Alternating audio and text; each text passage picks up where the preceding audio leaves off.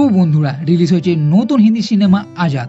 আর এখানে আছে নতুন হিরো অজয় দেবগনের ভাগ্নে আমন দেবগন আর নায়িকাও যে রবিনা টন্ডনের মেয়ে রাসা। মানে নেপোটিজমের একটা ব্যাপার তো চলেই আসছে, সেটা তো আলাদা বিষয়। আমাদের মূল লক্ষ্য হলো এই সিনেমাটা কেমন হলো, যার জন্য আপনি টাকা খরচ করবেন। এখনকার দর্শক সাধারণত মাস কমার্শিয়াল সিনেমা দেখা পছন্দ করে, যেখানে ডায়লগ হবে, অ্যাকশন হবে। কিন্তু এই সিনেমা ঠিক তার উল্টো, কারণ সিনেমার মেন হিরো কিন্তু একজন ঘোড়া। হ্যাঁ, ঠিকই শুনেছেন, একজন ঘোড়া, যার নাম আজাদ। আগের দিনের মানুষ ও পশুর ভালোবাসার কিছু সিনেমার কথা আপনি হয়তো শুনেছেন, দেখেছেন। সময়ের সঙ্গে সেটা দেখা না গেলেও এই সিনেমাতে সেই জিনিসটাই দেখানো হয়েছে, যেখানে মানুষ ও একটি ঘোড়ার কেমিস্ট্রি আপনি দেখতে পাবেন। সিনেমার গল্প 1920 সালের দিকের। গ্রামের ছেলে গোবিন্দ যে ঘোড়া শখ রাখে, কিন্তু জমিদার পুরো গ্রামের উপরে অত্যাচার করে। এই ঘোড়া চালানোর জন্য গোবিন্দকে মারও খেতে হয়। এদিকে এক ডাকু মানে বাগি আছে বিক্রম সিং, যে এই জমিদারের বিরুদ্ধে লড়ছে, যার কাছে একটা ঘোড়া আছে আজাদ নামে। এবং ঘটনাচক্রে এই গোবিন্দ আজাদের কাছে এসে পড়ে, কিন্তু এই আজাদ তার মালিক ছাড়া আর কাউয়ের দিকে ঘাসও দেয় না। তো গোবিন্দ কিভাবে এই বিক্রমকে পটাবে? গোবিন্দর কাছে এই আজাদ ঘোড়াটা কিভাবে আসবে? এদিকে জমিদার গ্রামের উপর অনেক সুদও চাপাচ্ছে।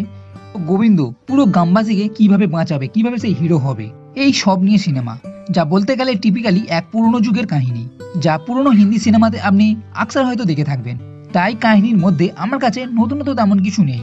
আর ক্লাইম্যাক্সও আপনি বুঝতে পারবেন যে কাহিনীতে কি হতে চলেছে, মানে প্রেডিক্টেবল। এখানে অজয় দেবগন নিশ্চয়ই আছে, তবে সেটা সাপোর্টিং রোলে।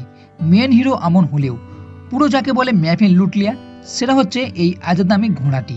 ঘোড়াটার কিরদার ও তাকে যেমনভাবে দেখানো হয়েছে সেটা বেশ ভালো লাগবে। সিনেমাতে অনেক সিন আছে, আটপাটাও লেগেছে। অজয় দেবগনের বাগির ট্র্যাক, যেখানে সে গ্রামবাসীর জন্য লড়ছে জমিদারের বিরুদ্ধে, কিন্তু এই গ্রামবাসী আবার তাকে ডাকু মনে করছে, কিন্তু কেন সেই জিনিসটা অস্পষ্ট। সিনেমার ফার্স্ট হাফে অজয় দেবগনের সিন আছে, যেখানে গোবিন্দর সঙ্গে বিক্রমের সম্পর্ক স্থাপনে অনেকটাই সময় চলে গেছে, এবং সেকেন্ড হাফে গোবিন্দ ও আজাদের ঘটনা। তবে কোনো জায়গাতেই আমার এই সিনেমার মধ্যে তেমন টুইস্ট আছে বলে মনে হলো না। আমন সিনেমাতে ভালো অ্যাক্টিং করতে পারে এই গরিব ছেলের ভূমিকায়, তবে পুরো সিনেমাতে এই ঘোড়ার কিরদার ছাড়া দেখার মতন কিছু মনে হয়নি।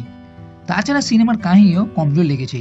এমন সিনেমা 2010 সালের আগে হয়তো চলতে পারত, তবে এখন এমন গল্প চলে না। তবে গল্পের মধ্যে যদি জমকালো কিছু সিন বা টুইস্ট থাকতো তবে না হয় আলাদা কথা ছিল, কিন্তু তেমন কিছু নেই। আর এই আজাদ সিনেমা ওটিটিতেই দেখা যেতে পারে, সেদিক থেকে এই সিনেমা ওয়ান টাইম ওয়াচ হিসাবেই থেকে যাবে। তো বন্ধুরা, এই ভিডিও যদি ভালো লেগে থাকে তাহলে লাইক করো, কমেন্ট করো, শেয়ার করো, আর এই চ্যানেলটি সাবস্ক্রাইব করতে কখনোই ভুলবে না। এই ভিডিও দেখার জন্য ধন্যবাদ।